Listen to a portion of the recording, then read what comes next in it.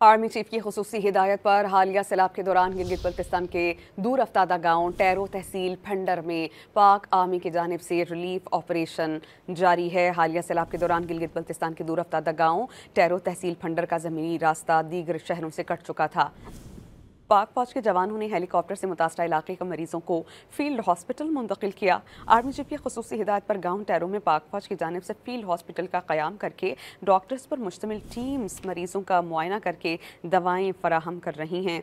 पाक फौज की जानिब से मुतासरीन में आटा, चावल, दालें, पीने का पानी और दीगर अशिया की तकसीम जारी है। पाक फौज की अवामी खिदमत का मिशन मुतासरीन की मुकम्मल बहाली तक जारी रहेगा।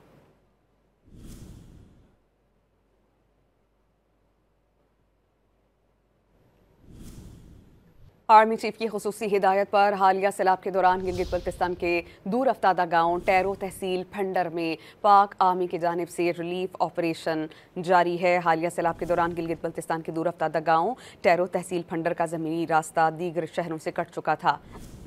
पाक फौज के जवानों ने हेलीकॉप्टर से मुतासरा इलाके के मरीजों को फील्ड हॉस्पिटल मुंतकिल किया। आर्मी चीफ की खुसूसी हिदायत पर गाँव टैरो में पाक फौज की जानिब से फील्ड हॉस्पिटल का क़याम करके डॉक्टर्स पर मुश्तमिल टीम्स मरीजों का मुआयना करके दवाएं फराहम कर रही हैं।